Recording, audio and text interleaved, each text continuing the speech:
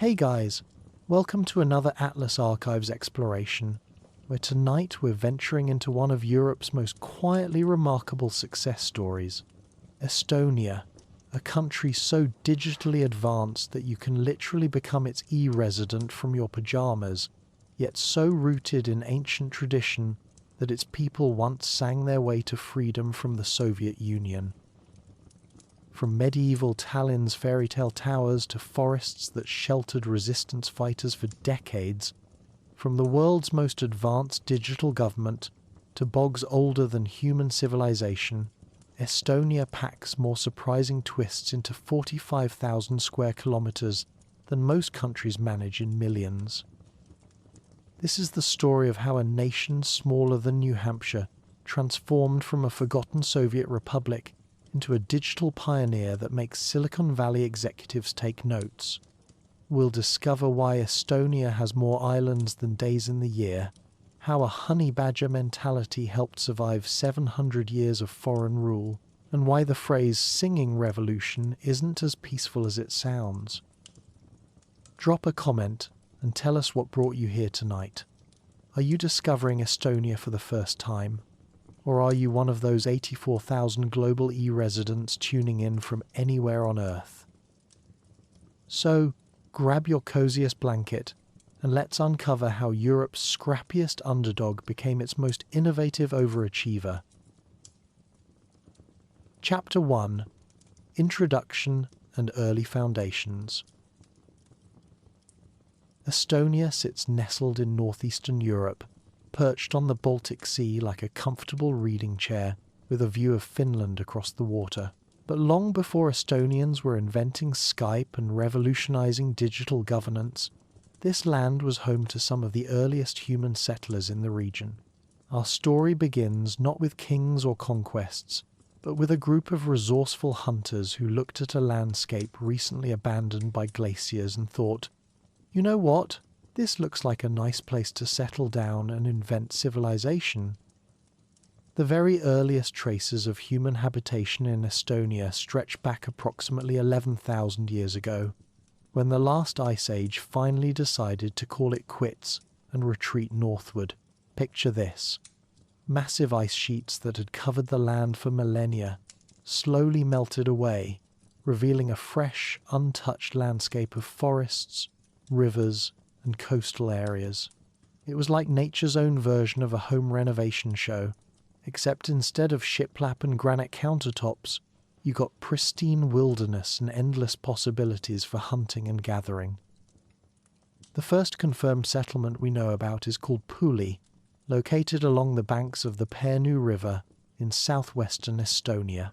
This little community was established around 9000 BC, making it older than Stonehenge, the pyramids of Giza, and that leftover pizza in your refrigerator that you keep meaning to throw away. The Puli settlement was discovered in 1967 during what was supposed to be a routine sand excavation project. Imagine being a construction worker, just trying to dig up some sand and suddenly realizing you've uncovered evidence of your country's oldest known residents. That's either the best or worst day at work, depending on how much you enjoy unexpected archaeology. Archaeological excavations at Puli revealed over 1,000 artifacts, including flint tools, bonefish hooks, and accessories made from animal claws. These early Estonians were clearly practical people who believed in making the most of their resources.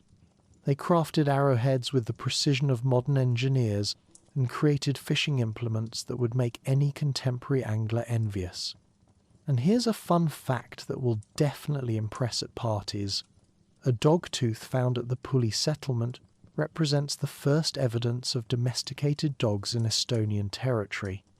So not only were these people innovative toolmakers, they were also the proud owners of Estonia's first good boys and girls. The culture associated with these early settlements is known as the Kunda culture, named after the town of Kunda in northern Estonia, where extensive archaeological evidence was first discovered. The Kunda culture flourished from approximately 8,500 BC to 5,000 BC, which means these people maintained their way of life for longer than recorded human history. That's impressive cultural staying power.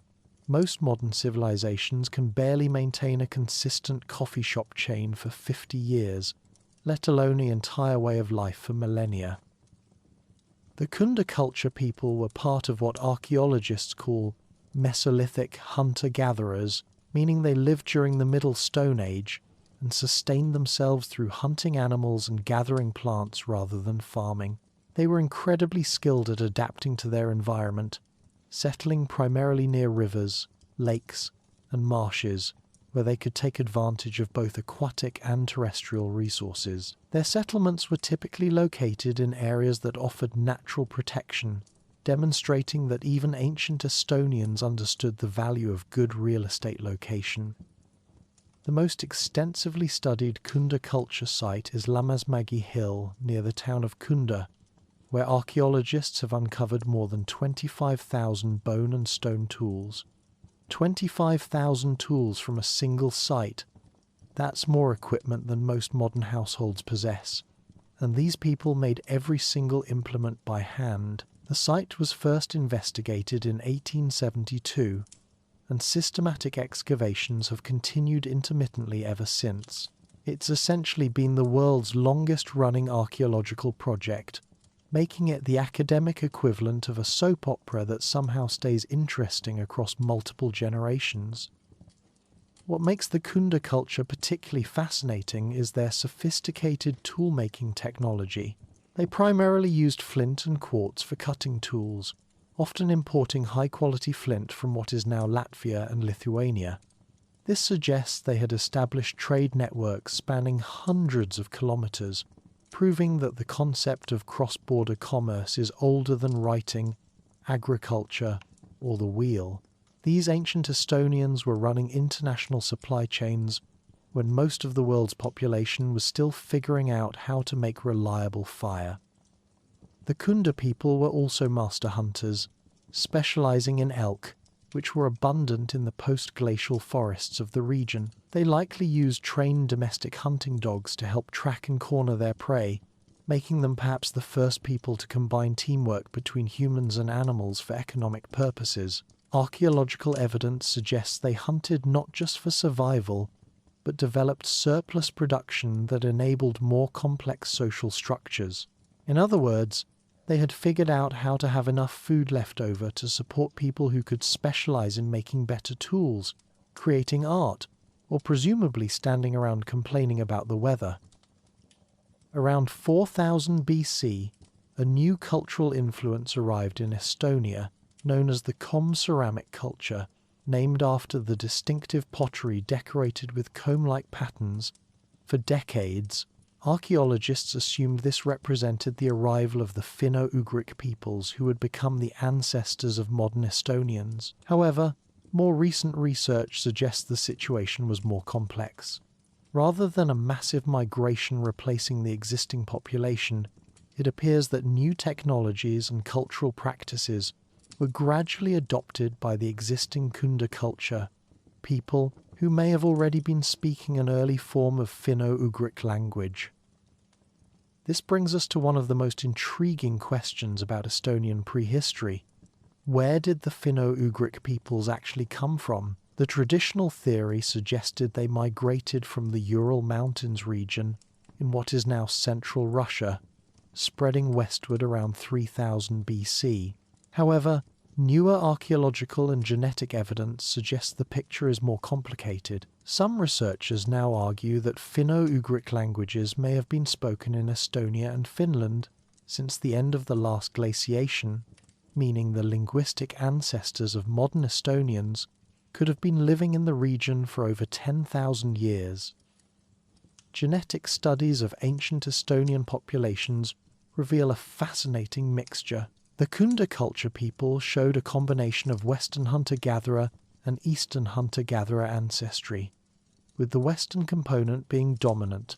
This genetic signature persisted through subsequent cultural changes, suggesting that while new technologies and possibly new people arrived over time, there was substantial continuity in the basic population. Modern Estonians carry this ancient genetic heritage, making them direct descendants of some of Europe's earliest post-glacial settlers. The arrival of the comb ceramic culture brought significant technological innovations. These people developed pottery production, which revolutionized food storage and cooking. They created distinctive burial practices that included placing carved figures of animals, birds, snakes, and humans made from bone and amber in graves. This suggests sophisticated religious or spiritual beliefs about the afterlife, as well as the artistic skill to create beautiful objects that have survived for thousands of years. Essentially, they invented both practical storage containers and prehistoric art therapy at the same time. The Neolithic period in Estonia began around 4900 BC with the emergence of the Narva culture, named after the town of Narva on the border with Russia. The Narva culture represents a continuation of the hunting and gathering lifestyle, but with the addition of pottery technology. These people lived in permanent settlements along the coast and major rivers, taking advantage of the rich marine and freshwater resources available in the post-glacial landscape. Narva culture pottery is found throughout almost the entire Estonian coastal region and on the islands, indicating either widespread trade networks or cultural unity across large distances. The stone and bone tools of this period show remarkable similarity to earlier Kunda culture artifacts, suggesting technological continuity even as pottery production was being adopted. It's as if these ancient Estonians said, "These pots are a great innovation, but why fix what isn't broken when it comes to making excellent spear points and fish hooks?" Around 3500 BC, Estonia experienced another significant cultural shift with the introduction of agriculture. Archaeological evidence from this period includes charred grains of wheat found on pottery vessels at the Iru settlement near modern-day Tallinn. This represents the beginning of farming in Estonia, though hunting and gathering remained important parts of the economy for centuries afterward. The transition to agriculture wasn't immediate or complete. These people were practical enough to diversify their food sources, rather than putting all their economic eggs in one agricultural basket. The late Neolithic period, beginning around 2200 BC, brought the corded ware culture to Estonia. This culture is characterized by pottery decorated with cord impressions and the production of well-polished stone axes. Archaeological evidence suggests they attempted to domesticate wild boars, showing continued innovation in animal husbandry. Their burial customs involved laying the dead on their sides with knees pressed against the chest and one hand under the head, along with grave goods made from bones of domesticated animals. The Bronze Age officially began in Estonia around 1800 BC, marking the start of metalworking technology in the region. The first fortified settlements, including Asva and Ridala on Saaremaa Island and Iru in northern Estonia, were constructed during this period. The development of shipbuilding technology facilitated both trade and the spread of bronze-working knowledge throughout the Baltic region. Changes in burial practices included the introduction of stone-cist graves and cremation, alongside a small number of distinctive boat-shaped stone graves that are unique to the Estonian region. The Iron Age arrived in Estonia around 500 BC, beginning with imported iron objects before local production developed using bog iron ore. This period saw the construction of temporary fortresses and the development of what archaeologists call Celtic fields, square agricultural plots surrounded by stone enclosures. The appearance of stones with man-made indentations, presumably connected to fertility magic, suggests sophisticated religious practices designed to ensure successful harvests. By the Roman Iron Age, roughly 50 to 450 AD, Estonia was experiencing indirect influence from the Roman Empire through trade networks and cultural exchange. This period saw the clear beginning of social stratification, as evidenced by increasingly elaborate burial traditions. Some graves contained imported luxury goods, indicating the existence of wealthy elites who could afford exotic trade items from distant lands.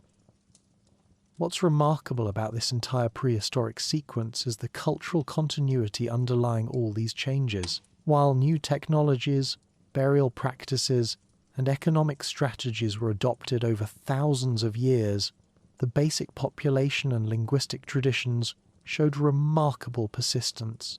The Estonia that emerged from prehistory was already recognizably the homeland of the Finno-Ugric speaking people who would become modern Estonians. By the end of the prehistoric period, Estonia was home to various tribal groups that medieval chroniclers would recognize as the ancestors of modern Estonians. These people lived in fortified settlements, practiced agriculture supplemented by hunting and gathering, worked iron and other metals, and maintained trade connections across the Baltic Sea and into the continental interior. They had developed sophisticated religious practices, complex social hierarchies, and technological innovations that would serve them well in the challenging centuries ahead. The stage was thus set for Estonia's entry into recorded history, when the first written sources would begin documenting the lives and struggles of the Estonian people. But that's a story for our next section, where we'll explore how these resilient prehistoric communities faced their first major challenges from ambitious neighbours who had some very definite ideas about conquest, conversion, and cultural transformation. Spoiler alert, the Estonians proved remarkably good at surviving other people's grand plans for their future.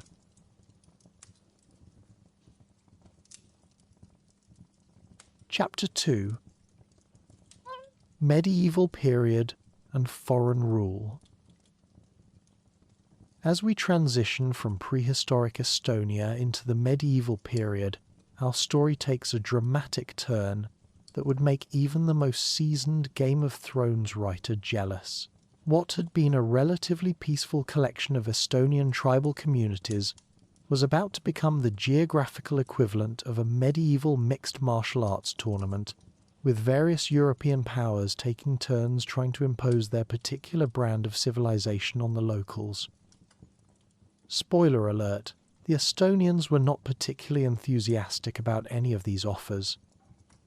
The 13th century arrived in Estonia, like an unwelcome relative who shows up uninvited, and then decides to redecorate your entire house according to their own questionable taste.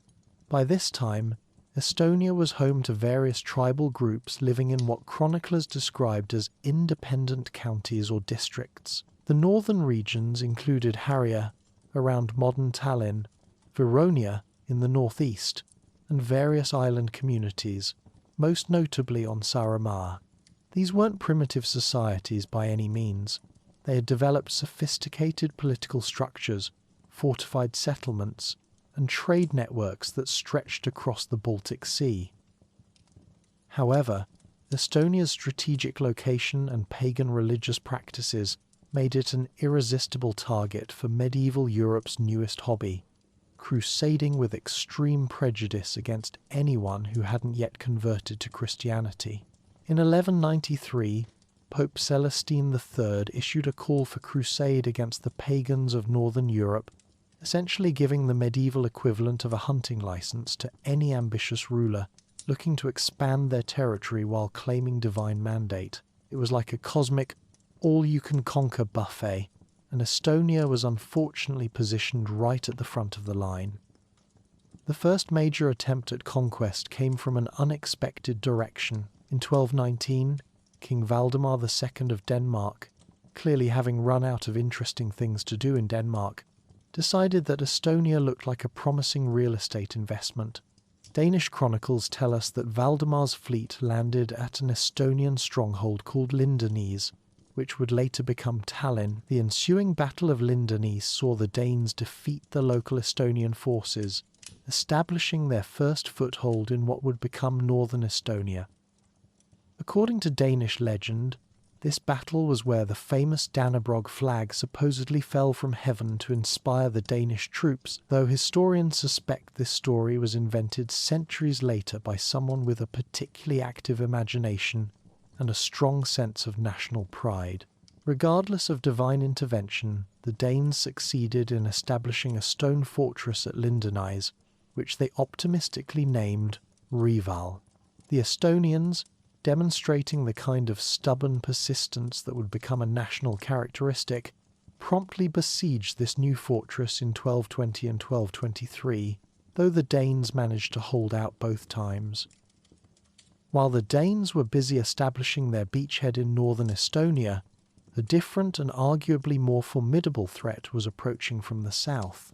The crusading movement in the Baltic had attracted the attention of German military orders, most notably the Livonian Brothers of the Sword, also known as the Sword Brethren. These were essentially medieval warrior monks who had taken the concept of muscular Christianity to its logical extreme, combining religious devotion with professional violence in a way that would have impressed both medieval theologians and modern mixed martial arts promoters. The Sword Brethren had been established in 1202 by Bishop Albert of Riga as part of his ambitious plan to Christianize and control the Baltic region. Unlike the Danes, who were primarily interested in establishing a trading base and collecting tribute, the German Crusaders came with a comprehensive plan for permanent conquest, colonization, and cultural transformation. They were the medieval equivalent of a complete home renovation service, except instead of updating your kitchen, they planned to completely rebuild your entire civilization according to German specifications. Estonian resistance to these various invasions was fierce and well organized. The tribal leaders understood that they were fighting not just for political independence, but for their entire way of life.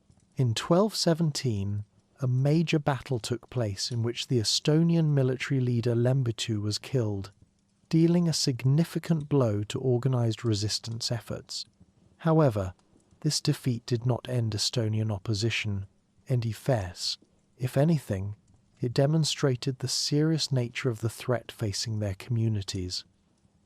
The most stubborn resistance came from the island of Saaremaa, whose inhabitants proved particularly adept at maritime warfare. The Oecelians, as they were known, essentially became the Vikings of the eastern Baltic, launching devastating raids against Danish and Swedish coastal settlements while maintaining their independence longer than any other Estonian group. In 1220, when a Swedish army led by King John I captured the Estonian stronghold of Lihula, the Oecelians attacked later that same year and killed the entire Swedish garrison, including the Bishop of Linköping.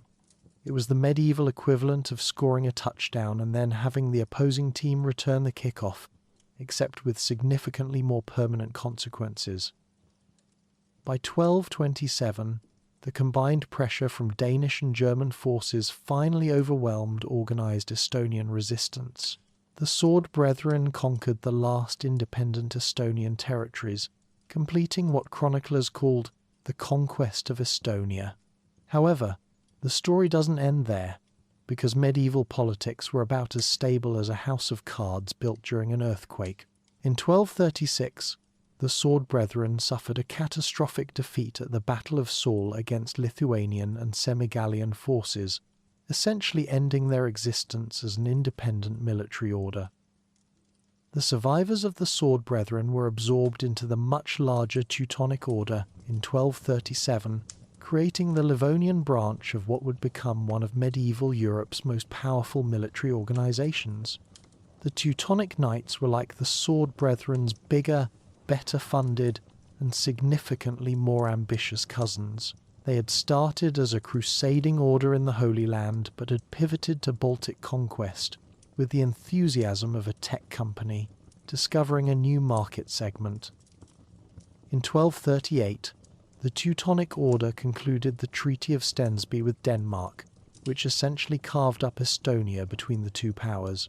Under this agreement, Denmark retained control of northern Estonia, including Haria and Veronia, while the Teutonic Order controlled the southern regions. It was the medieval equivalent of dividing up a pizza, except the pizza was an entire country, and the people living there weren't consulted about the toppings. Danish rule in northern Estonia established what became known as the Duchy of Estonia, a direct dominion of the Danish crown. The first Duke of Estonia was appointed by Valdemar II in 1220, and Tallinn was granted Lübeck city rights in 1248, allowing it to join the powerful Hanseatic League. This was actually a significant development. Being part of the Hanseatic network meant access to Baltic and North Sea trade routes, bringing prosperity and international connections that would benefit the city for centuries. However, Danish rule faced its biggest challenge in 1343 during what became known as St. George's Night Uprising. This rebellion began on the night of April 22nd to 23rd, 1343, in the Harrier region around Tallinn. Estonian forces coordinated attacks against Danish and German estates, targeting bishops' holdings and fortifications throughout the region. They employed systematic arson to destroy castles and massacred hundreds of foreign occupants, demonstrating both the level of resentment that had built up against foreign rule and the Estonians' capacity for organized military action. The uprising rapidly expanded, incorporating various social groups united by their desire to expel foreign rule. Estonian rebels used their intimate knowledge of local terrain to conduct effective guerrilla warfare, initially overrunning much of the Danish-controlled territory. Unfortunately, the Teutonic Order responded with overwhelming force, and the uprising was eventually suppressed. However, it provided the Order with a convenient excuse to expand their control into Danish territories. In 1346, Denmark sold its Estonian territories to the Teutonic Order for 19,000 cologne marks, effectively ending Danish rule in Estonia. This transaction was essentially medieval Europe's version of a real estate deal, except instead of selling property, they were selling entire populations along with their land. The Teutonic Order now controlled virtually all of Estonia, incorporating it into their expanding network of territories that stretched from Prussia to the Baltic Islands. Teutonic rule brought significant changes to Estonian society, establishing a feudal system that would persist for centuries. The Order divided conquered lands among German knights, creating a Baltic German nobility that would dominate Estonian political and economic life until the 20th century. They also introduced systematic Christianization and built an extensive network of castles throughout Estonia.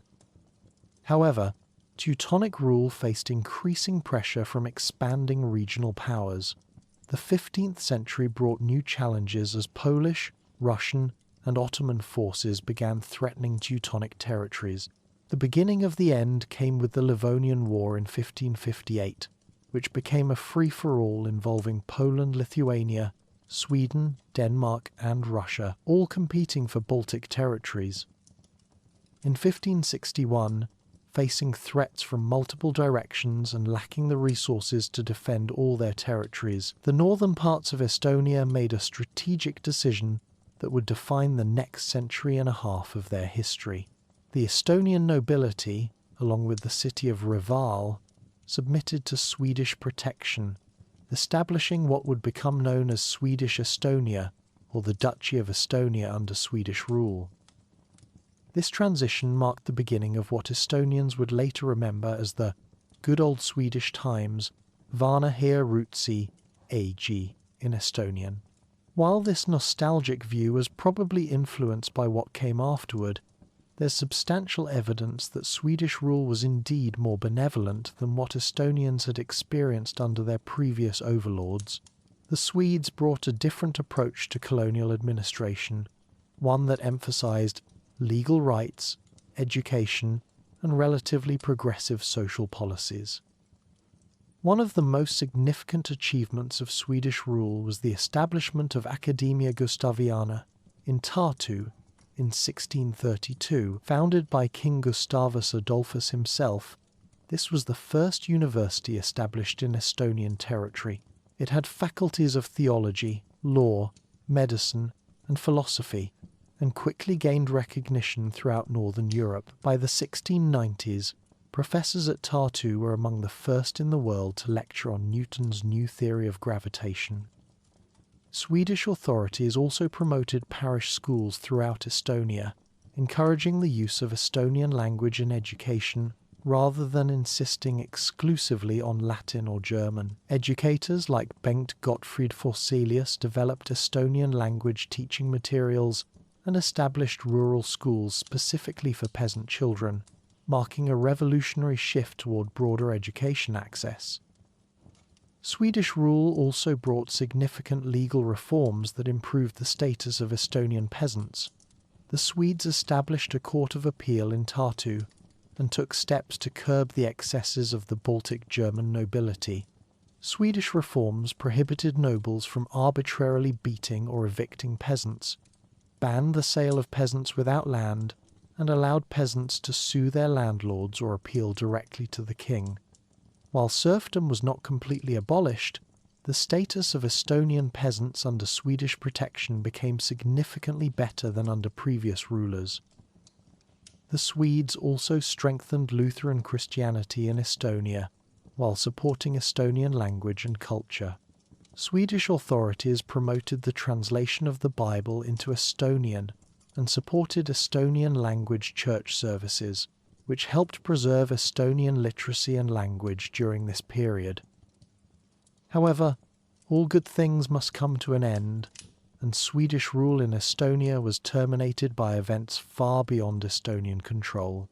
The Great Northern War, which began in 1700, pitted Sweden against a coalition of Russia, Poland, and Denmark, all of whom were eager to reduce Swedish power in the Baltic region.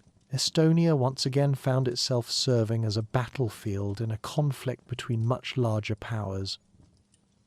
The war proved disastrous for Sweden, which was ultimately defeated by Peter the Great's modernized Russian forces. In 1710, Swedish forces in Estonia capitulated to Russian troops, and the Treaty of Nystad in 1721 formally ceded Estonian territory to the Russian Empire. This marked the end of Swedish rule and the beginning of more than 2 centuries of Russian imperial control. Looking back on this medieval period, what's remarkable is how Estonian identity and culture survived centuries of foreign rule by powers with very different languages, religions, and political systems. The Estonians demonstrated a remarkable ability to adapt to changing circumstances while maintaining their essential characteristics as a people. The Swedish period demonstrated that foreign rule didn't have to be purely exploitative, i.e., when administered with relative justice, it could actually contribute to cultural and economic development. As we conclude this section, we leave our Estonian ancestors facing yet another transition to Russian rule that would last for the next 2 centuries. But that's a story for our next section, where we'll explore how Estonian society navigated Imperial Russian administration, the development of national consciousness, and the long struggle toward independence. Spoiler alert, it involves more resilience and the kind of stubborn determination that would make their prehistoric ancestors proud.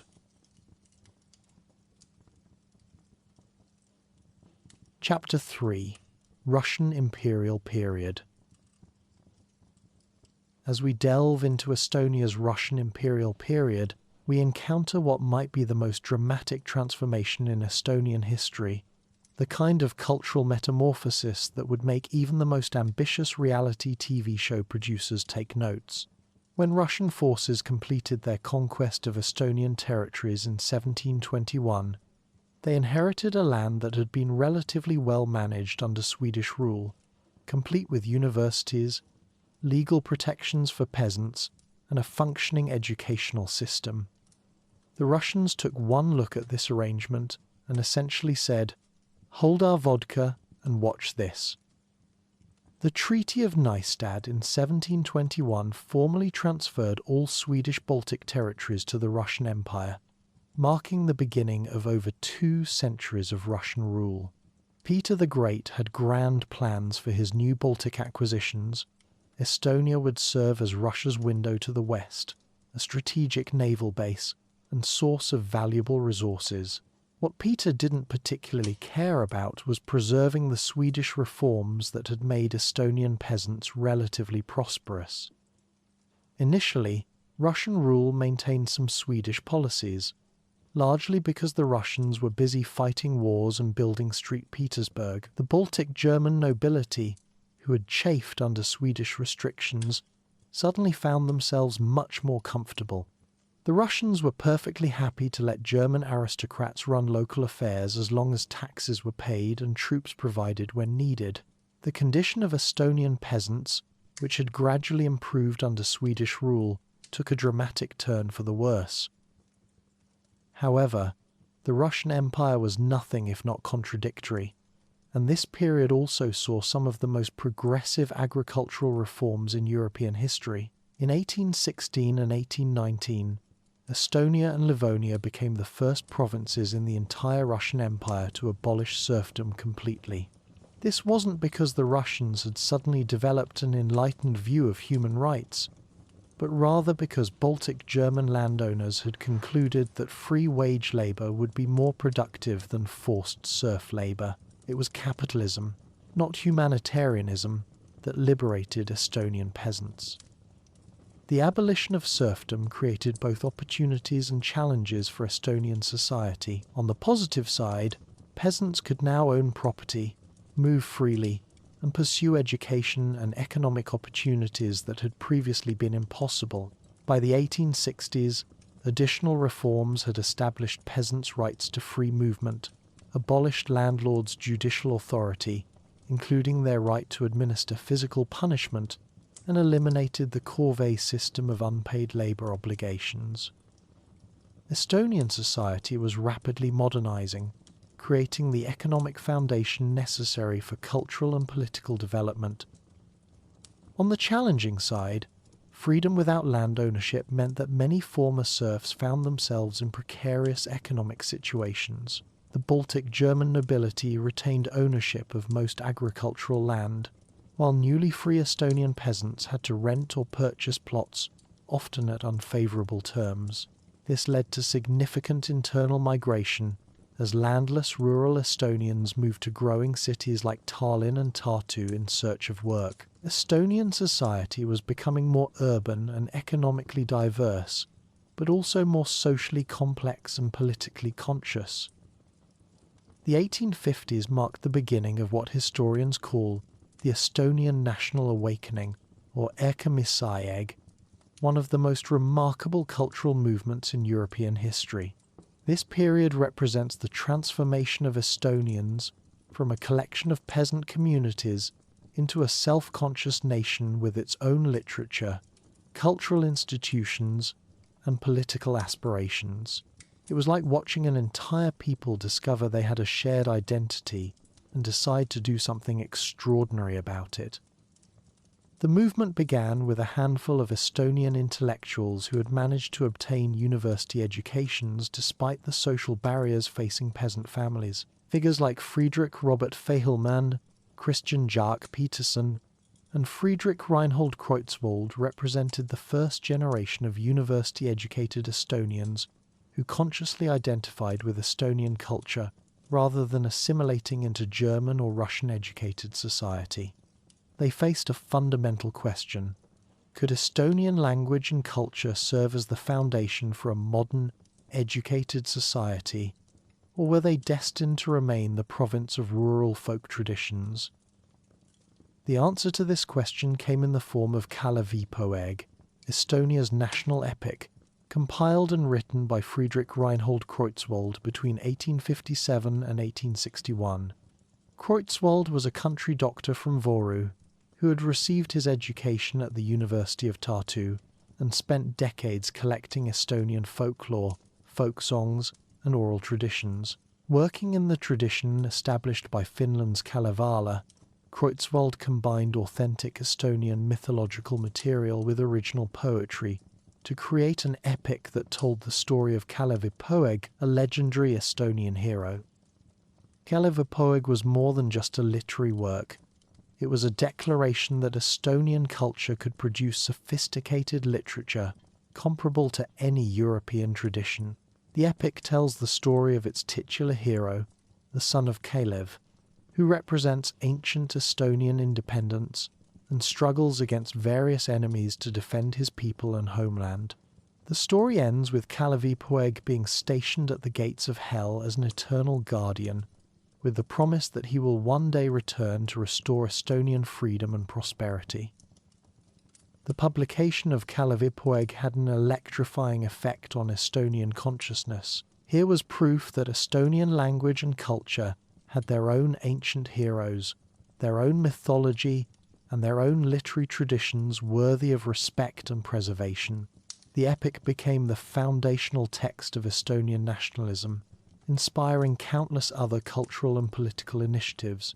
It was like discovering you had royal ancestry after thinking you came from a long line of peasants, except in this case, the royal ancestry was actually true. The success of Kalevi encouraged broader Estonian cultural development. Johan Voldemar Jansson founded the first Estonian newspaper, Postimees, in 1857, while the first National Song Festival in Tartu in 1869 brought together Estonian choirs in a massive celebration of Estonian culture. These song festivals became a recurring institution, with tens of thousands of Estonians gathering to sing together, creating national unity that transcended social divisions.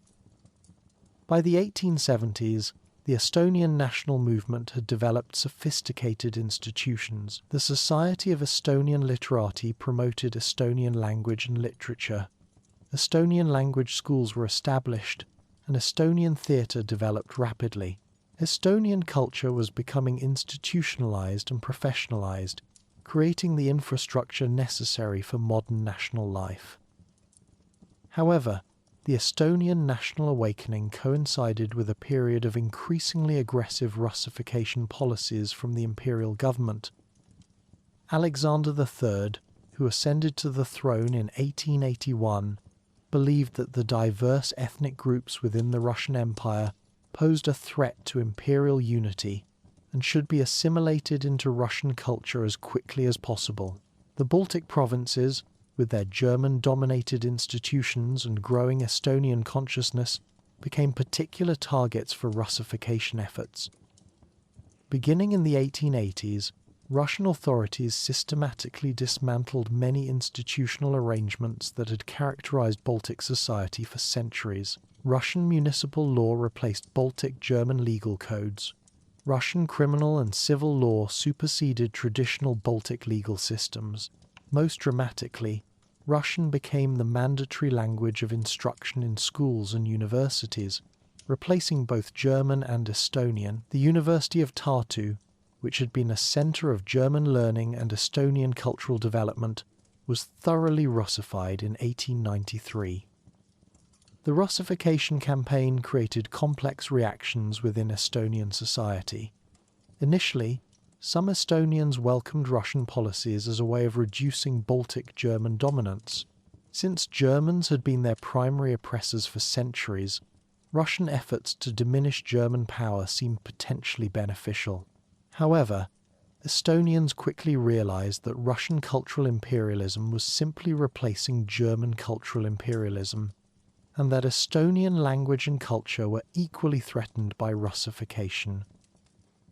Estonian intellectual and political leaders responded by developing more sophisticated resistance strategies. Prominent figures like Carl Robert Jakobson, Jakob Hurt, and Jan Tonnesson emerged as leaders who could articulate Estonian grievances and propose alternative visions for Estonian development. They founded newspapers, organized cultural societies, and began developing explicitly political programs aimed at securing Estonian autonomy within the Russian Empire. The effectiveness of Estonian cultural work during this period is demonstrated by the remarkable literacy statistics from the 1897 Imperial census.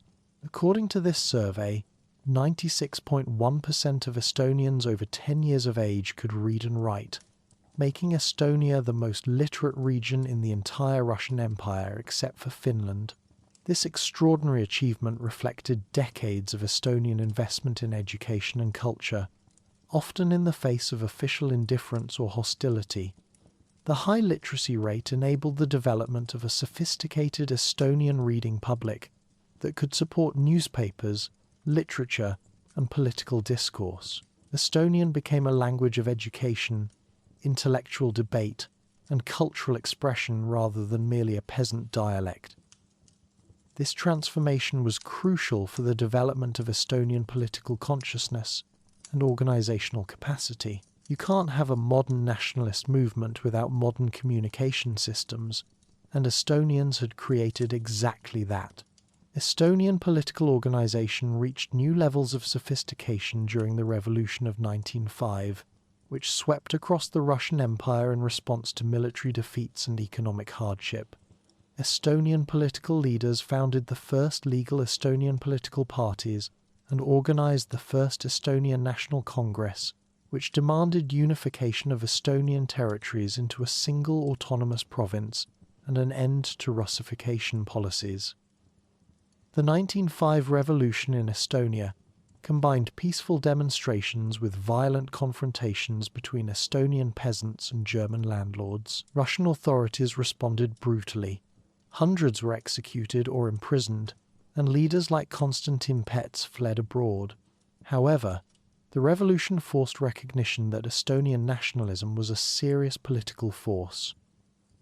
World War I created new opportunities for Estonian political development.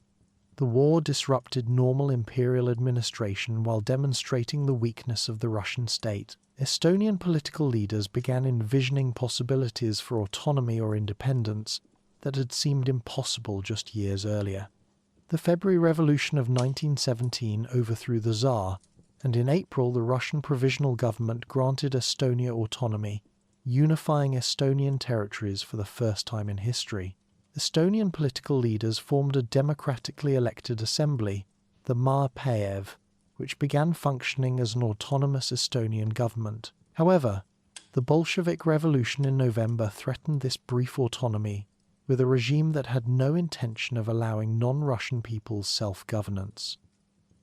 On February 24, 1918, as German armies advanced toward Tallinn, the Estonian Maapäev declared Estonia an independent republic. This declaration, made just one day before German occupation, marked the end of the Russian imperial period and the birth of independent Estonia. The timing was crucial.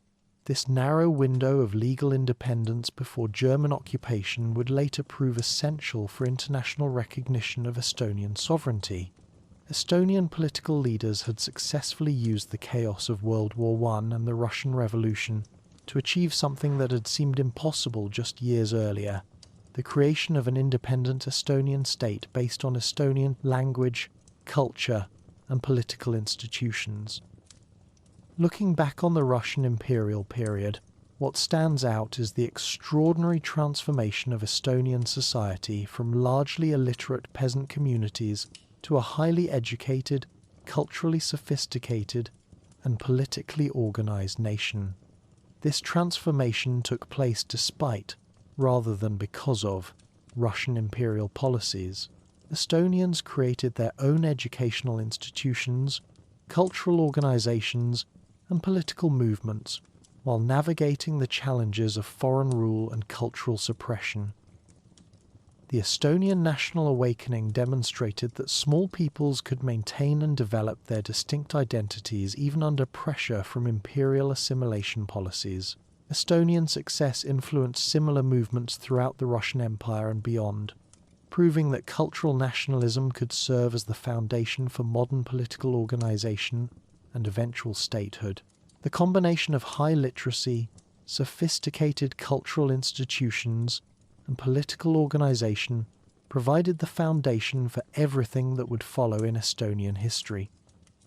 As we conclude our exploration of the Russian imperial period, we leave Estonia on the threshold of independence, a new nation born from centuries of foreign rule but shaped by decades of conscious, cultural, and political development. The next section will explore how this newly independent Estonia navigated the challenges of statehood, world war, and occupation, ultimately emerging as the modern European nation we know today. Spoiler alert, it involves more resilience, impressive achievements, and the kind of determined nation-building that would make Kalevipoeg himself proud.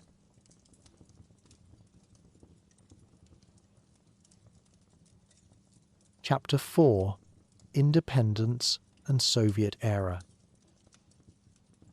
Our journey through Estonian history now enters its most dramatic and emotionally challenging phase, a period that would test Estonian resilience like nothing before.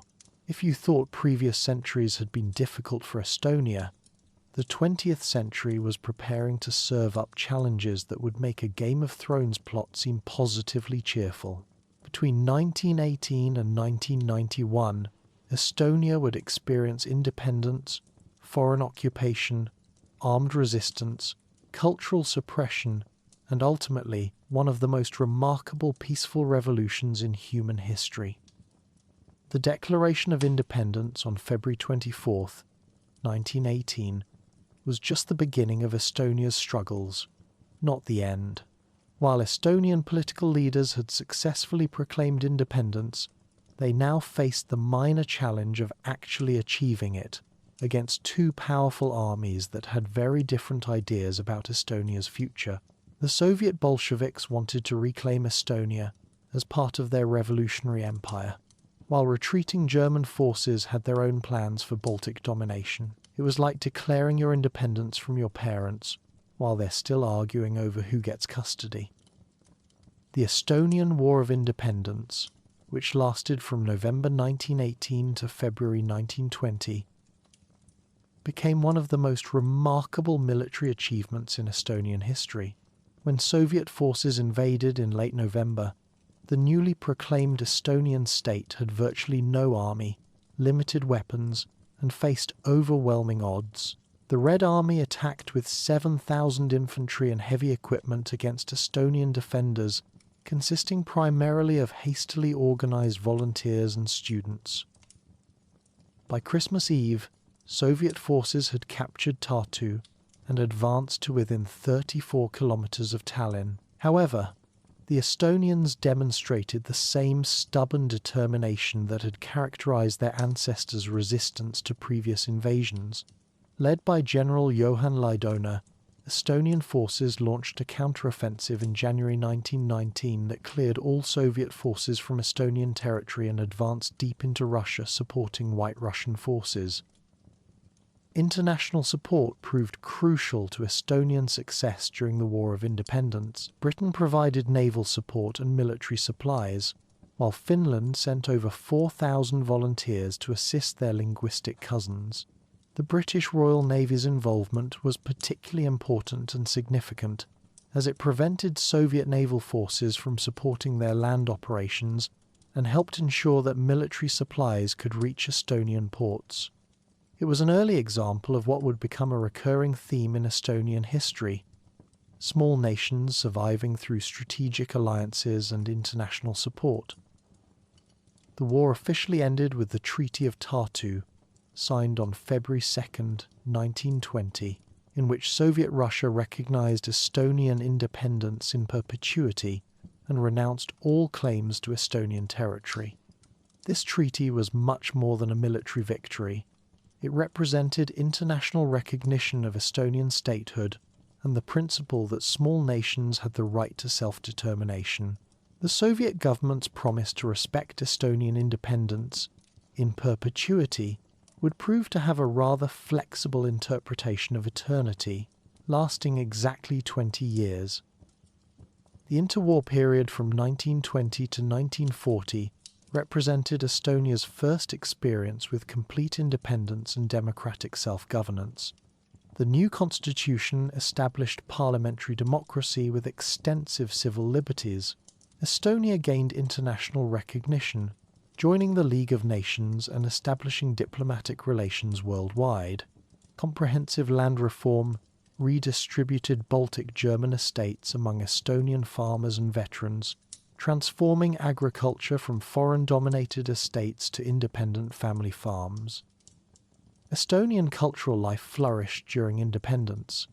The Estonian language became the language of government and education, while universities, schools, and cultural institutions developed rapidly. However, Estonian democracy faced significant challenges during the Great Depression.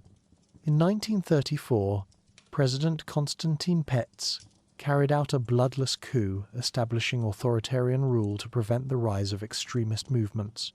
The era of silence, from 1934 to 1940, restricted political freedoms while maintaining Estonian cultural identity. The catastrophe that destroyed Estonian independence came not from internal political problems, but from the collision of two totalitarian superpowers that dominated European politics in the late 1930s. On August 23, 1939, Nazi Germany and the Soviet Union signed the Molotov-Ribbentrop Pact, which included secret protocols dividing Eastern Europe into spheres of influence. Estonia, along with Latvia and Finland, was assigned to the Soviet sphere, essentially being traded like a commodity without any consultation with the Estonian people. In September 1939, the Soviet Union forced Estonia to accept a mutual assistance pact, allowing Soviet military bases on Estonian territory. This agreement was clearly the prelude to occupation, though Estonian leaders hoped cooperation might preserve some autonomy. On June 14, 1940, Soviet forces completed their occupation of Estonia. The speed and thoroughness demonstrated this had been planned well in advance. Soviet authorities immediately began systematic repression, designed to eliminate Estonian political leadership and destroy the foundations of Estonian statehood. Mass arrests targeted political leaders, military officers, intellectuals, clergy, business owners, and anyone who might potentially resist Soviet rule. The first major deportation took place on June 14, 1941. Over 10,000 Estonians were loaded into cattle cars and transported to labor camps in Siberia. The deportations targeted entire families, creating a climate of terror designed to crush resistance. Many Estonians initially viewed the German invasion of June 22, 1941, as liberation from Soviet oppression. Estonian partisans, known as Forest Brothers, emerged from hiding to fight alongside German forces against retreating Soviet troops. The Forest Brothers proved remarkably effective, inflicting heavy casualties on Soviet forces and liberating much of southern Estonia before German troops arrived. Their success demonstrated both the extent of anti-Soviet feeling and the organizational capacity that would later sustain prolonged resistance. However, Estonian hopes for restored independence under German protection were quickly dashed. Nazi authorities had no intention of allowing Estonian self-governance. They viewed the Baltic region as territory for German colonization, and Estonians as racially inferior peoples suitable only for forced labor. The brief Estonian government, established in September 1944, lasted only 3 days before being dissolved by German authorities who had their own plans for Estonian territory. German occupation brought new forms of oppression, including forced mobilization of Estonian men into German military units and labor battalions. While many Estonians served in German forces, they did so primarily to gain military experience and weapons for eventual use against Soviet forces, not out of ideological commitment to Nazism.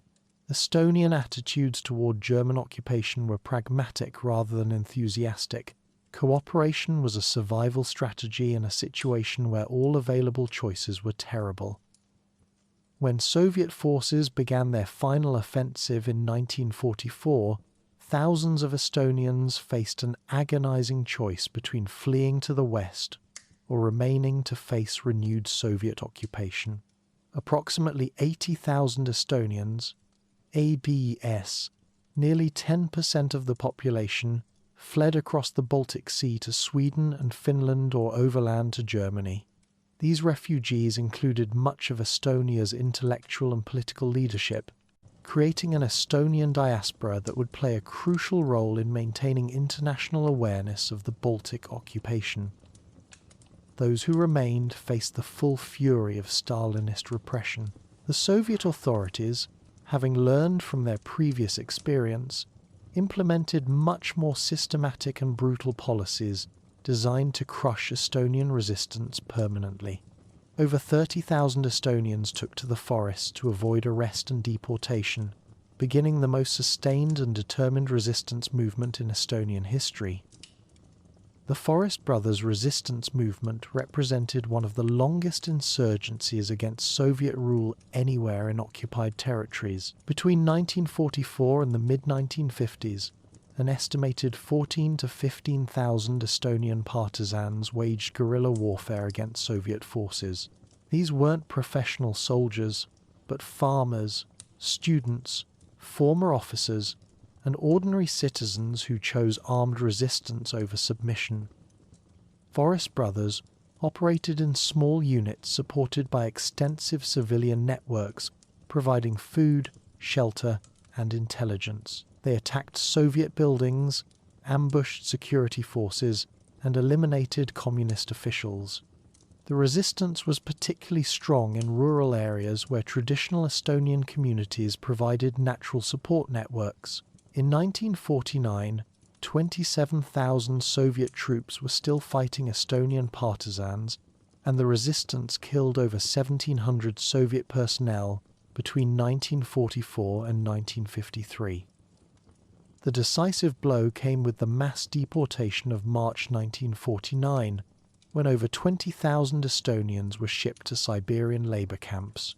This operation, designed to destroy rural support networks, marked the effective end of large-scale resistance, though individual Forest Brothers continued operating until the late 1950s. Beyond armed resistance, Estonians developed sophisticated strategies for cultural survival under Soviet rule. While the Soviet system attempted to destroy Estonian national identity through Russification, forced collectivization, and mass immigration of Russian speakers, Estonians found ways to preserve their language, traditions, and sense of national distinctiveness. Estonian folk culture, song festivals, and literary traditions continued despite official pressure, creating what some scholars call resistance through culture. The Soviet economic system devastated Estonian agriculture through forced collectivization, but accelerated industrialization and urbanization. Large numbers of Russian-speaking workers were imported to staff new industrial facilities, dramatically changing Estonian demography. By the 1980s, ethnic Estonians comprised only about 60% of their own country's population, a demographic catastrophe that threatened the very survival of Estonian culture. Despite systematic oppression, Estonian national consciousness not only survived but actually strengthened during the Soviet period. Paradoxically, Soviet policies designed to destroy Estonian identity often reinforced Estonian awareness of their distinctiveness from Soviet Russian culture. The memory of independence, maintained through family stories and cultural traditions, provided a foundation for eventual restoration of statehood. The massive human cost of Soviet occupation can hardly be comprehended. Historians estimate approximately 200,000 Estonians were killed, deported, or died as refugees during the occupations combined. Yet through all these trials, Estonian culture and identity survived. The Estonian language continued to be spoken in homes and communities. Traditional folk songs were preserved and transmitted across generations. The memory of independence was kept alive through stories, traditions, and the quiet determination of people who refused to accept that their nation had disappeared forever. When the opportunity for restoration came in the late 1980s, Estonians were prepared to seize it because they had never truly surrendered their sense of national identity. The Estonian experience during the Soviet era demonstrates both the vulnerability of small nations, caught between great powers, and the remarkable resilience of national cultures under extreme pressure. Despite facing systematic attempts at cultural destruction, demographic manipulation, and political repression, Estonian society maintained its essential characteristics and prepared for the eventual restoration of independence. The Forest Brothers' armed resistance, the preservation of cultural traditions, and the maintenance of national memory all contributed to this survival. International factors also played crucial roles in Estonian survival during the Soviet period. The refusal of Western democracies to recognize the legitimacy of Baltic annexation meant that Estonian diplomatic missions continued operating in many countries throughout the occupation. These diplomatic representatives, along with Estonian exile communities, kept international attention focused on Baltic suffering and maintained legal continuity with the pre-war Estonian state. This international dimension would prove crucial when the opportunity for liberation finally arrived. As we conclude this section on Estonian independence and the Soviet era, we leave our story at what appeared to be the darkest hour in Estonian history. Soviet occupation seemed permanent, demographic Russification was accelerating, and the international community had largely forgotten about the Baltic states.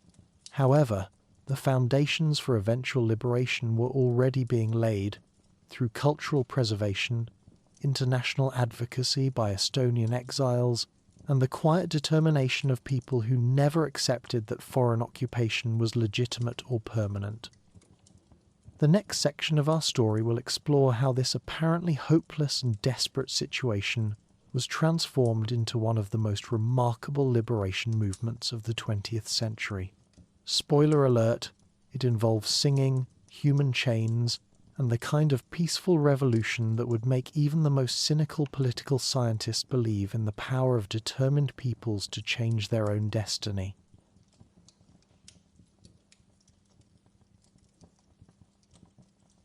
Chapter 5: Modern Independence and EU Integration. As we left Estonia in our previous section, the country appeared trapped in what seemed like permanent Soviet occupation, with Russian speakers comprising 40% of the population and Estonian culture under systematic assault.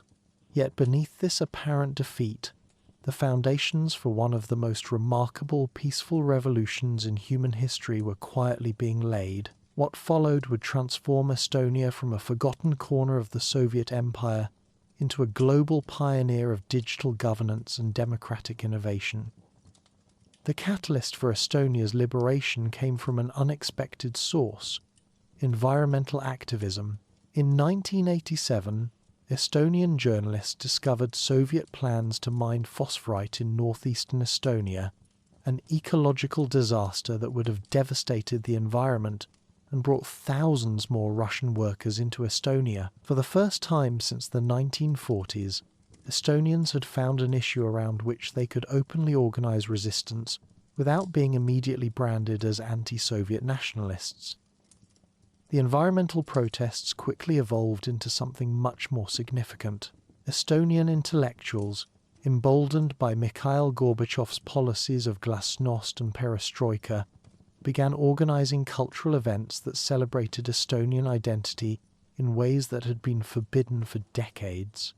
In May 1988, the 5 patriotic songs premiered at the Tartu Pop Festival, featuring music that combined catchy melodies with lyrics that went straight to Estonian hearts. These weren't obviously political songs, but they awakened something in Estonian souls that had been suppressed for nearly 50 years. The breakthrough moment came on June 10th, 1988, when thousands of Estonians gathered at the Tallinn Song Festival grounds for what was supposed to be a medieval festival celebration. After the official festivities ended, the crowd spontaneously began singing patriotic songs that had been banned since 1940.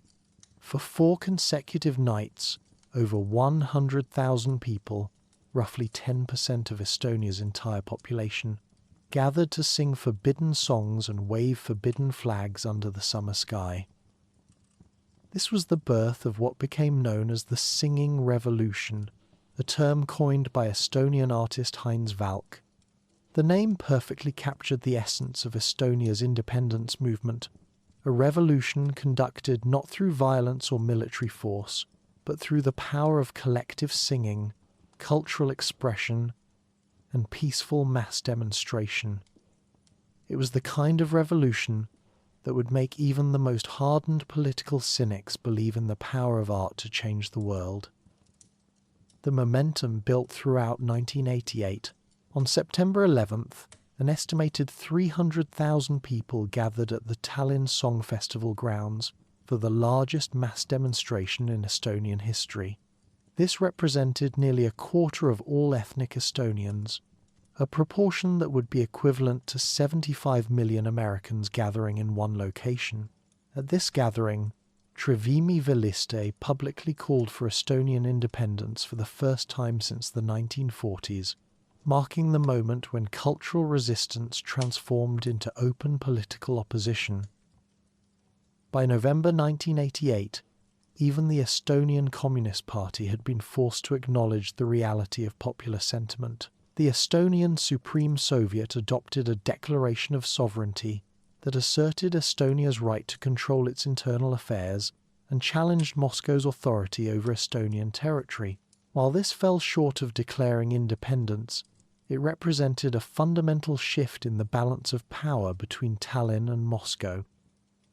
The most dramatic demonstration of Baltic unity came on August 23, 1989, when approximately 2 million people from Estonia, Latvia, and Lithuania joined hands to form a human chain stretching 600 kilometers from Tallinn through Riga to Vilnius.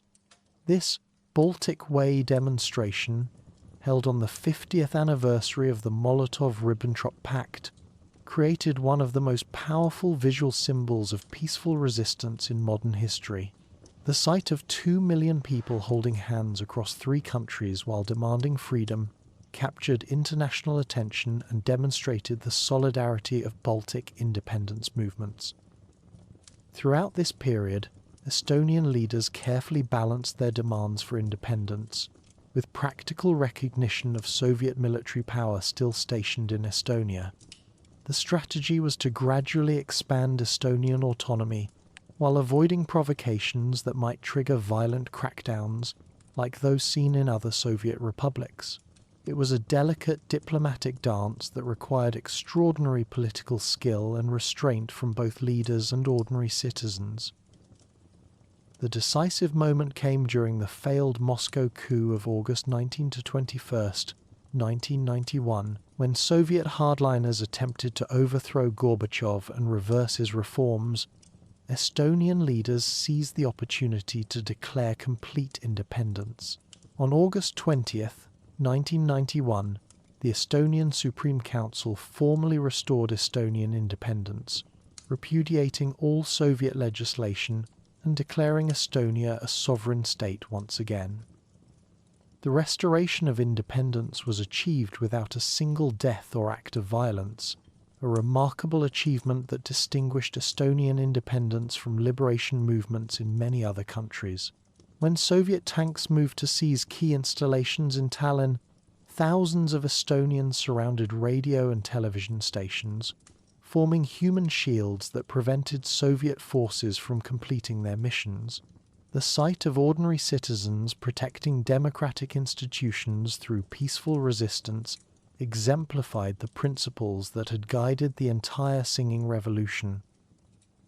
International recognition followed quickly. The collapse of the Moscow coup meant that Boris Yeltsin's Russian government immediately recognized Estonian independence, followed by the United States, European nations, and finally the Soviet Union itself in September 1991. Estonia was admitted to the United Nations on September 17, 1991, officially ending 50 years of foreign occupation and restoring Estonia's position as an independent member of the international community. However, independence was only the beginning of Estonia's challenges. The country faced massive economic transformation from a Soviet command economy to a modern market system. Demographic problems caused by 50 years of Russian immigration, environmental damage from Soviet industrialization, and the need to build new democratic institutions virtually from scratch. The Estonia that emerged in 1991 was economically devastated, environmentally damaged, and facing an uncertain future. The economic transformation was particularly dramatic. In 1992, Estonia's GDP per capita was just $3,435, making it poorer than many developing countries. The transition to a market economy required painful but necessary reforms, including privatization of state enterprises, establishment of new financial institutions, and creation of legal frameworks for private property and business operations. Unemployment reached 11% by 1998 as inefficient Soviet-era industries collapsed. Estonia's response to these challenges demonstrated the same determination and innovation that had characterized the independence struggle. The government, led by former historian Mart Laar, implemented radical economic reforms, including the establishment of a flat tax system in 1994, making Estonia the first country in the world to adopt this policy. The flat tax, combined with minimal business regulations and strong property rights, attracted significant foreign investment and encouraged entrepreneurship. Perhaps more importantly, Estonian leaders made a crucial decision to embrace digital technology as a path to economic development and administrative efficiency. Recognizing that Estonia's small size and limited resources required innovative approaches, the government launched an ambitious program to create a fully digital society. This wasn't just about putting government services online, it was about reimagining how a modern state could operate in the digital age. The foundation of Estonia's digital transformation was the X-Road data exchange platform, launched in 2001. This system allowed different government databases to communicate securely with each other while maintaining data privacy and security. Citizens could access government services through a single digital identity, eliminating the need to provide the same information multiple times to different agencies. It was the kind of seamless integration that most countries still struggle to achieve today. By 2004, 99% of Estonian public services were available online 24 hours a day, 7 days a week. Estonians could file taxes in under 3 minutes, register businesses in 15 minutes, and vote in national elections from their laptops. The efficiency gains were enormous. The government estimated that digital services saved Estonia over 2% of GDP annually through reduced administrative costs and increased productivity. Estonia's digital innovations extended beyond government services to reshape entire sectors of the economy. The country became a global center for financial technology innovation, producing companies like Skype, which was founded by Estonian developers before being sold to Microsoft for $8.5 billion. Estonian programmers also created other globally successful companies, including Bolt ride sharing and Wise money transfers, establishing Estonia's reputation as a digital innovation hub. The success of Estonia's digital transformation culminated in the launch of the e-residency program in 2014, making Estonia the first country to offer digital residency to people anywhere in the world. E-residents can establish and manage businesses in Estonia entirely online, accessing European Union markets without physical presence in Estonia.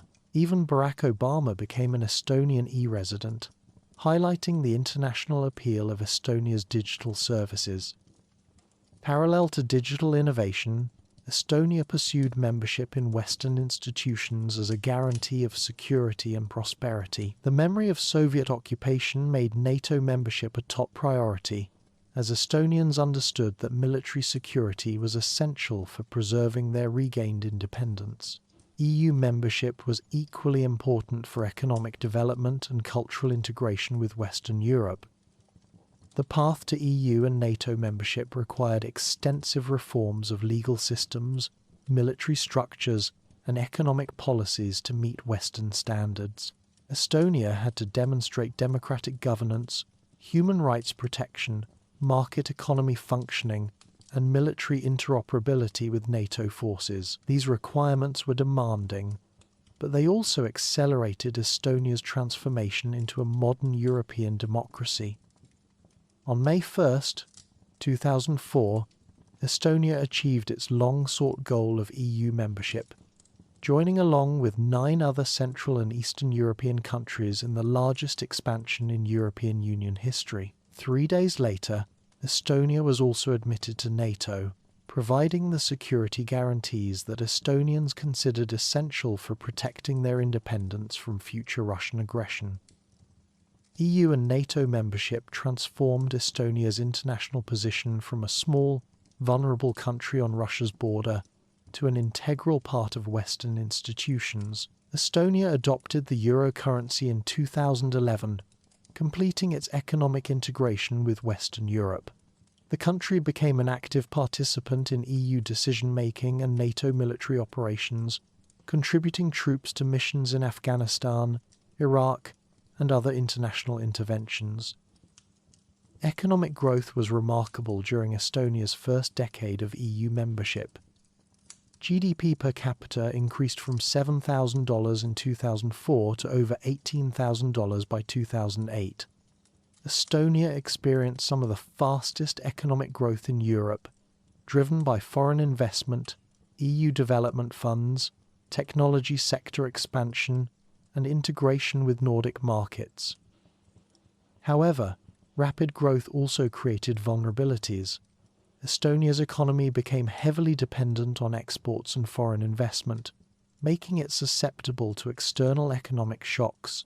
The 2008 global financial crisis hit Estonia particularly hard, causing GDP to contract by over 14% in 2009.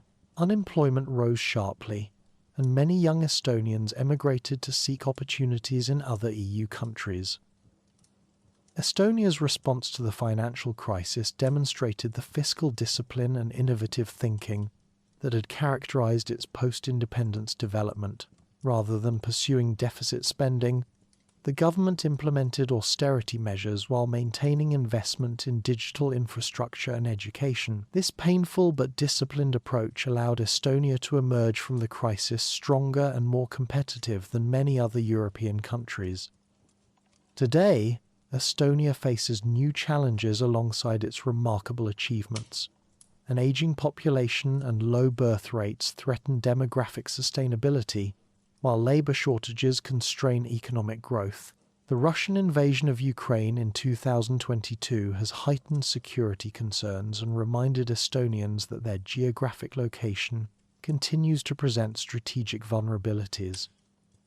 Nevertheless, Estonia's transformation over the past 3 decades represents one of the most successful examples of peaceful democratization and economic development in modern history. From a Soviet republic with a GDP per capita of $3,000 in 1991, Estonia has become a prosperous European democracy with GDP per capita exceeding $30,000 in 2023. Estonia's digital infrastructure continues to serve as a model for other countries seeking to modernize their governance systems. The X-Road platform has been adopted by several other nations, while Estonian expertise in cybersecurity, gained through defending against Russian cyber attacks, is sought after by governments and organizations worldwide. Perhaps most remarkably, Estonia has maintained its cultural distinctiveness while fully integrating with Western institutions. The Estonian language thrives, traditional festivals and customs continue, and Estonian identity has been strengthened rather than weakened by EU membership and globalization. The same cultural resilience that sustained Estonians through centuries of foreign rule now enables them to participate confidently in an interconnected world.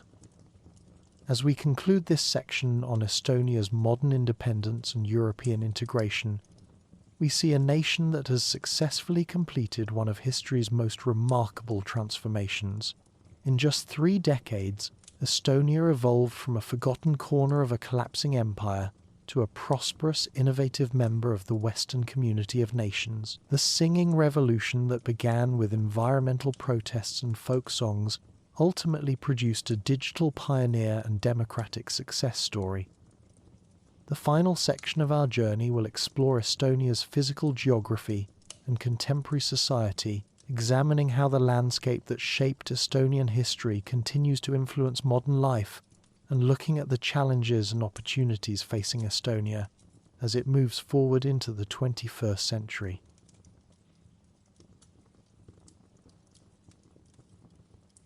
Chapter 6: Geography and Contemporary Estonia.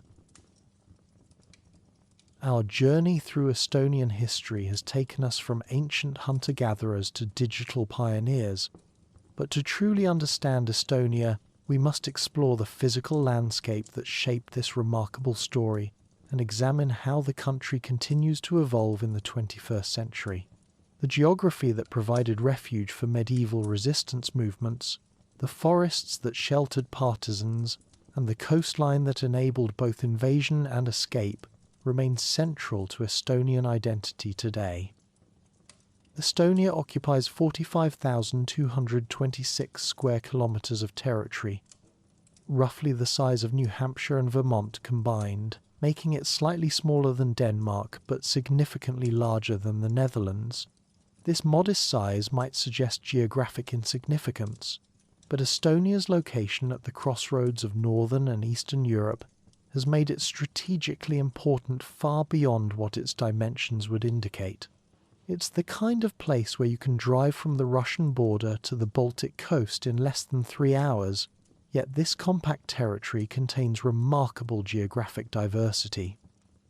The Estonian landscape is predominantly flat, with an average elevation of just 50 meters above sea level. This low-lying terrain reflects the country's geological origins as part of the East European plain, shaped by successive ice ages that left behind a gently undulating landscape of glacial deposits and ancient seabeds. The highest point, Suur-Munamägi, or Great Egg Hill, reaches 318 meters in the southeastern Haanja upland, barely tall enough to qualify as a mountain in most countries, but providing sweeping views across the Estonian countryside. What Estonia lacks in dramatic elevation, it compensates for with an extraordinarily complex and beautiful coastline.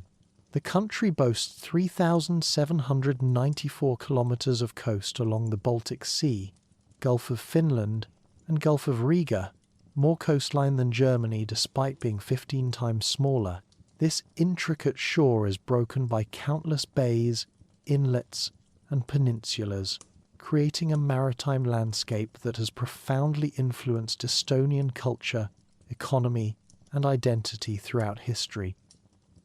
Estonia's 1,520 islands represent nearly 10% of the country's total area, creating one of Europe's most complex archipelagos. The 2 largest islands, Saaremaa and Hiiumaa, are substantial territories in their own right, each maintaining distinct cultural traditions and serving as popular destinations for both domestic tourism and international visitors. Saaremaa, whose name literally means island land, covers 2,673 square kilometers and has been inhabited for over 5,000 years. The Estonian climate reflects the country's position between continental and maritime influences, creating what meteorologists classify as a humid continental climate with strong oceanic moderation.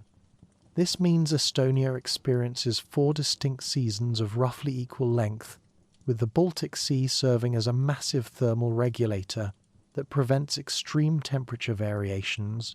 Winters are cold but not Arctic, summers are warm but rarely oppressive, and spring and autumn provide extended periods of mild, pleasant weather.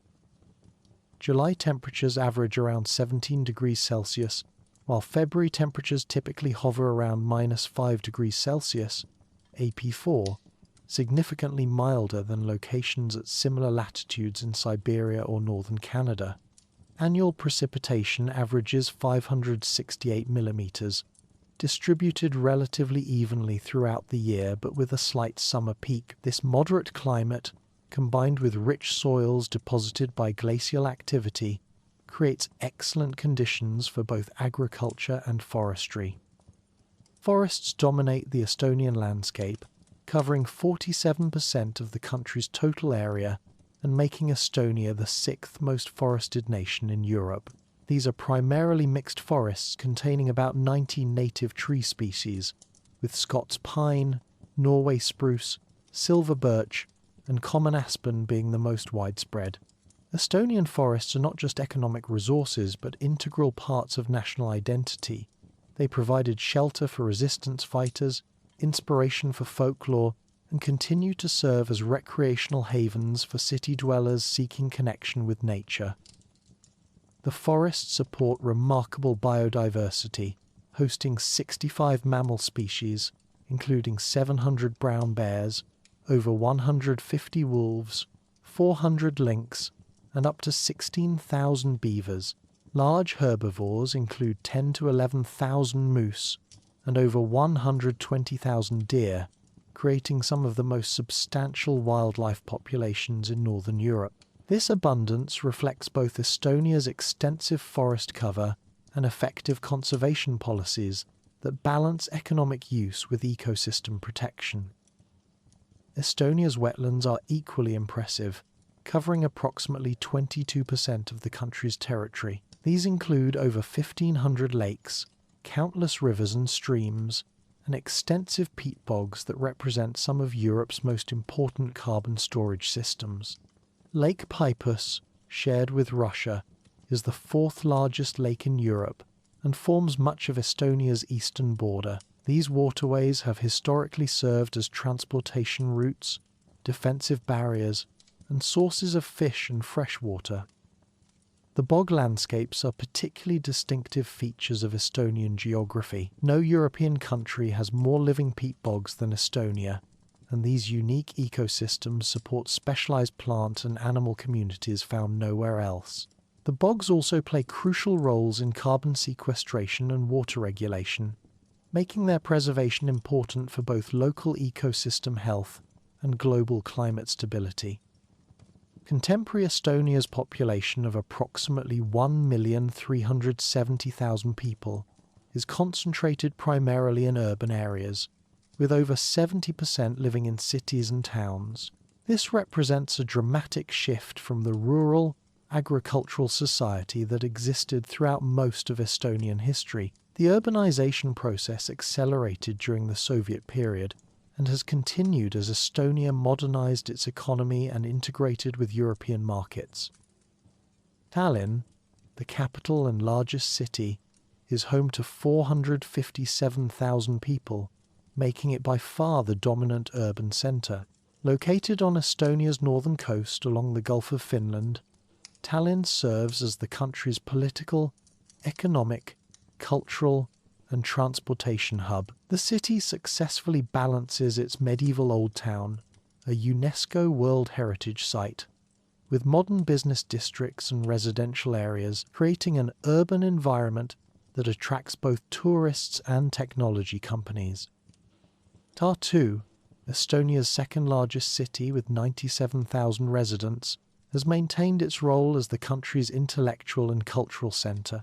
Home to the University of Tartu, founded in 1632 and one of Northern Europe's oldest universities, Tartu cultivates an academic atmosphere that influences the entire country's intellectual life.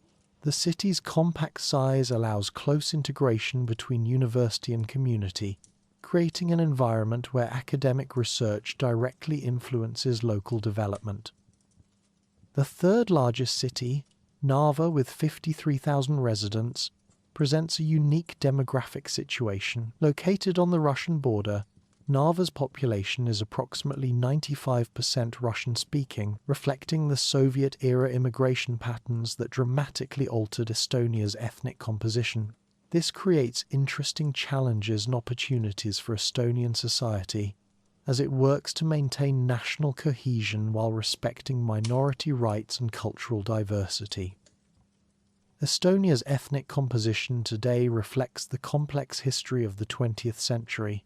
Ethnic Estonians comprise 69% of the population, Russians 25%, Ukrainians 2%, Belarusians 1%, and other groups 3%.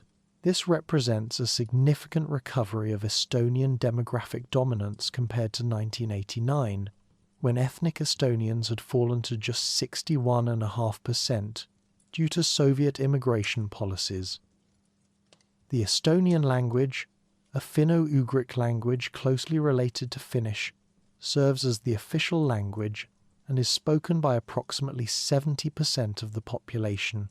Russian remains widely spoken, particularly in northeastern Estonia and among older residents. English proficiency is high among younger Estonians, reflecting both EU integration and the global orientation of Estonia's technology sector. Contemporary Estonian society faces several significant demographic challenges. Like most developed countries, Estonia has an aging population with declining birth rates. The median age is approximately 43 years, and demographic projections suggest continued population decline unless immigration increases substantially. This creates pressures on social security systems, healthcare provision, and labour markets that require innovative policy responses. Estonia has emerged as a global leader in environmental sustainability, regularly ranking among the world's top countries in environmental performance indices. The World Health Organization has identified Estonia as having some of the cleanest air in the world, comparable to Finland and Iceland. Tallinn was designated European Green Capital for 2023, recognizing comprehensive environmental governance and sustainable development approaches. However, Estonia faces environmental challenges requiring continued attention. The country remains one of the most carbon-intensive economies in the European Union, largely due to historical dependence on oil shale for electricity generation. While renewable energy increased from 29% in 2019 to 41% in 2021, the overall energy mix still relies heavily on fossil fuels. Forest management balances economic benefits from timber exports against conservation needs and climate commitments. Climate change presents additional challenges for Estonian geography and society. Rising sea levels threaten coastal communities and ecosystems, while changing precipitation patterns affect both agriculture and forest health. Warmer temperatures are altering the timing of seasonal cycles that have traditionally regulated Estonian agriculture, fishing, and tourism. Despite these challenges, Estonia continues to demonstrate the adaptability and innovation that have characterized its historical development. The country's digital infrastructure provides platforms for environmental monitoring, energy management, and sustainable transportation that serve as models for other nations. Estonian companies are developing cutting-edge technologies for renewable energy, smart cities, and environmental management that contribute to both domestic sustainability and international export markets. The preservation of Estonian cultural identity remains central as the country modernizes and integrates with global systems. Government policies prioritize the preservation of the Estonian people, Estonian language, and Estonian culture through the ages as fundamental development objectives. This involves supporting Estonian language education, cultural institutions, and traditional practices while embracing international connections. Estonian cultural life flourishes through institutions blending tradition with innovation. The country maintains its famous song festival tradition, with massive choral events attracting over 100,000 participants and spectators. These festivals serve as cultural celebrations and expressions of national unity that recall the singing revolution while looking toward future possibilities. Contemporary Estonian society successfully balances its small size with global ambitions. Estonian companies like Skype, Bolt, and Wise have achieved international success, while Estonian expertise in cybersecurity, digital governance, and financial technology is sought after worldwide. The e-residency program, which has attracted over 84,000 digital residents from 165 countries, demonstrates how Estonia leverages technology to transcend geographic limitations. Looking toward the future, Estonia faces both opportunities and challenges that will test the same qualities of adaptability, innovation, and determination that enabled survival through centuries of foreign domination. The country's strategic location between Russia and Western Europe requires careful navigation of geopolitical tensions while maintaining commitments to democratic values and international law. Economic development must balance the need for continued growth with environmental sustainability and social cohesion. Estonia's success in building a knowledge-based economy provides foundations for future prosperity.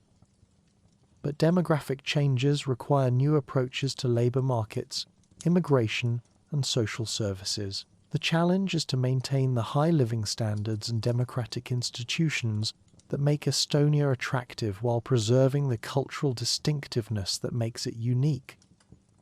The Estonian approach to these challenges reflects lessons learned from historical experience. Rather than viewing small size as a limitation, Estonia treats it as an advantage that enables rapid decision-making, social consensus, and innovative solutions. The same geographic factors that made Estonia vulnerable to foreign conquest, its location, small population, and openness to external influences, have become strengths in an interconnected world that values innovation, efficiency, and cultural authenticity. As we conclude our journey through Estonian history and geography, we see a nation that has successfully transformed itself from a collection of medieval tribal societies into a modern European democracy, while maintaining its essential character and values. The forests and coastlines that shaped ancient Estonian culture continue to influence contemporary life. The resilience and adaptability that enabled survival through centuries of foreign rule now drive success in global markets and international institutions. Estonia's story demonstrates that geography is not destiny, but rather provides the raw materials from which human societies create their futures.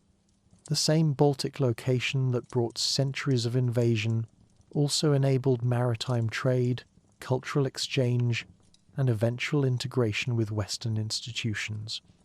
The forests that sheltered resistance fighters now contribute to global climate stability and provide recreational opportunities for urban populations.